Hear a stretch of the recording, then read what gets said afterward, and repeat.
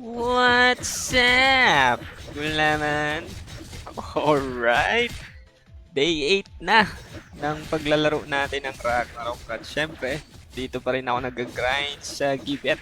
Yan, kung nakikita nyo yung aking karakter ay naka-auto attack. Dito nga tayo. Yan, para kita yung damage. Yan, nasa 39k pagka nag-proc yung Fairy in a battle. Tapos 23k naman kapag normal crit.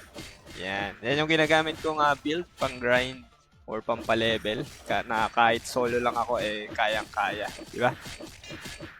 Yan kasi sa lahat ng builds ng Royal Guard or ng Paladin dito sa Ragnarok na ito ay yung auto attack yung pinaka magbe-benefit sa mga foods or food buff, di ba? Kasi pwede mong gamitin dyan yung strength, yung agility, tsaka yung luck, di ba? Kasi yung mga skill build, halimbawa na yung shield boomerang, vitality at dex lang siya nag-i-scale. Tapos yung sacrifice naman ay hindi nagki-critical. So, dalawa lang yung food buffs mo dun. Hindi katulad pagka auto attack. Maraming benefit sa food buff. Tapos ito rin yung mas okay na damage sa tingin ko. No? Kasi yung shield boomerang matagal siyang cooldown. 2.5 seconds ata. So, magsasalitan yung skill mo dun. So, mataas nga yung damage output, pero yung isang skill mo naman ay nakapalitan ng shield boomerang ay mababa. So, medyo mabagal. Tapos, syempre, kailangan ng SP. Diba? Hindi ka tulad pag normal attacks ka. Diba? Kahit wala kang SP, okay lang. Yan. So, yan. Papakita ko sa inyo kung paano ko siya binibuild. Yung stats ko ay yan, agility, strength, tapos may konting luck. Pero, ano ba? Dadagdagan luck muna. Tapos siguro, pagka medyo mataas na yung critical, ay ibubuhos ko na lahat sa strength. Yan. So, kung makikita nyo, wala akong dex, no? 0 tsaka plus 29 lang. Kasi yung aking hit rate ay 288 na. Medyo mataas na yan para dito sa Gibet. Kasi yung Gibet ay 258 lang ata yung kanilang flea rate. No? Para makita mo yan, punta ka sa Adventures Handbook. Tapos click mo yung monster.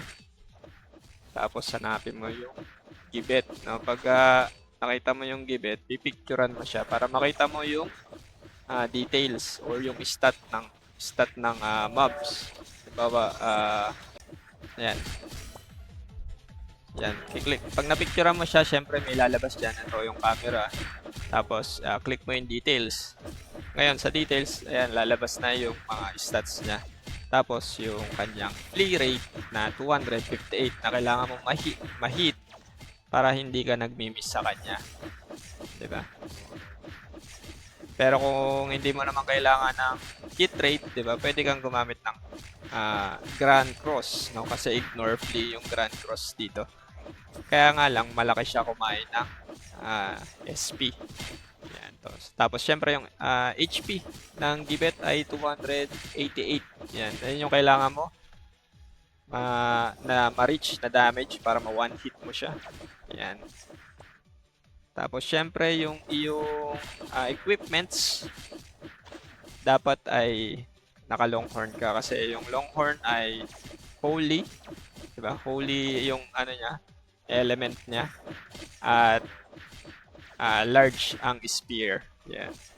So lahat ng weapon, halos lahat meron ako eh. Yan, meron ako ditong mga pinapa-level. May may spearfish pike pa dyan pang Grand Cross ko, pang EC or ET, yan, pang PvE na dungeon. Yan yung gamit ko, Grand Cross. Kasi ang main role naman talaga ng Paladin o Royal Guard ay mag-tank sa mga PvE, no? Or pwede ka rin naman mag-auto attack sa PvE kung merong magpo-provoke naman. Pero kasi yung role ko ay mag-provoke. Yan. Tapos yung equipment na gamit ko, syempre yan, napakasimple lang. Light Saint Shield, Light Saint, Light Saint na 3 piraso para mag-level up yung ating job ng mas mabilis. Yan. Tapos meron ako ditong Fairy in a battle. Kung meron kang dalawa, hindi mas okay kasi may hit rate yan. Makakatulong para hindi ka na nag-miss. Tapos syempre yung equipment mo dapat ay merong mga hit rate. Diba? Tulad yan, hit, yung enchanted attribute mo. Lagyan mo ng hit rate. Kahit itong mga saint lang, mura lang naman mag-enchant. Tsaka yung resource, yung materials na madali lang naman makuha. Enchant mo lang hanggang makuha mo yung mga hit. Para may tulong ka kung nasa party ka man, di ba? Hindi yung puro ka miss. Lahat ng hit mo miss. Yan. Tapos, ano pa ba? Yung stats ng skills. Yan. Sa skills, ang pinakakailangan mo dito ay yung pag na-breakthrough mo, yung Spear Quicken.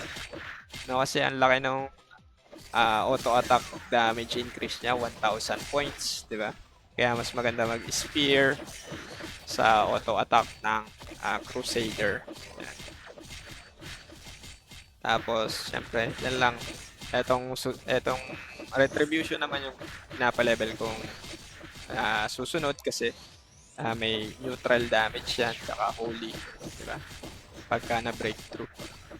Tapos dito sa swordsman ay yan lang yung sword mastery, no? Para kasi minsan kailangan ko mag-sword para sa medium monster, kaya lang ang problema doon yung attack speed mo at saka yung critical na binibigay ng Spear Quicken ay mawawala. Yan. Tapos yun lang, no? Yan lang importante dyan sa auto attack. Hindi mo kailangan ng sacrifice. Retribution lang at saka yung Spear Quicken. Tapos syempre, punta tayo sa Aesir.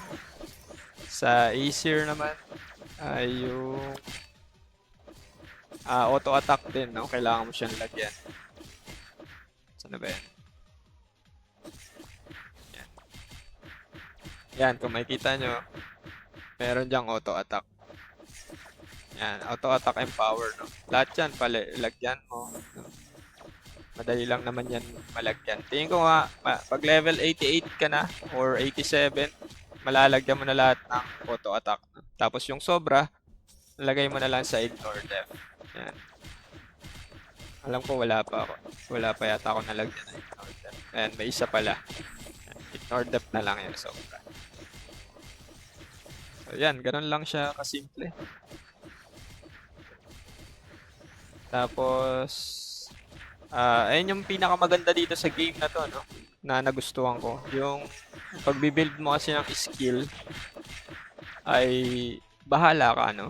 Bahala ka. Ibig sabihin, bahala ka kung ano yung trip mo talaga, no? Yung kasi lahat pwede mong palakasin, eh. Hindi ka tulad sa ibang Ragnarok, no? Pagka, di ba, first job ka, nag-second job ka, mawawala na ng silbi yung mga first job skill mo halos, eh. Diba? Hindi ka tulad dito, kahit pwede ka mag-bash build, no? Kasi may breakthrough nga yung bash, kahit pang first job lang itong skill na ito. So, malawak masyado itong game na to. Marami kang magagawa na build. Bahala ka na lang sa trip mo sa buhay. Yan. Tapos, ayun lang, no? For our guide or update. Tapos, syempre, tatry kong mag-upload regular ng mga video guides para sa Paladin or Royal Guard. Yan. Tapos, ang pinaplano ko pala, no, sa paglabas ng third job or pag nag-third job, ay mag-overbrand ako na build. No, kasi yung sacrifice kasi, kung makikita nyo yung weapon ng sacrifice, ito Holy Avenger, ang mahal niya kasi sa market, no? Tapos ang hirap niyang i-snap. Hindi ka tulad pagka nag-overbrand ka, yung Spearfish Pike, no? Medyo madali siyang makuha. Yan. So, tingin ko, no, mag-i-spear fish pike ako. Yan yung i-upgrade ko. Tapos, syempre, pagka marami tayong resources, magagawa natin lahat ng build. Yan. So, yun lang muna sa ngayon. At kita-kits ulit next video. Bye-bye!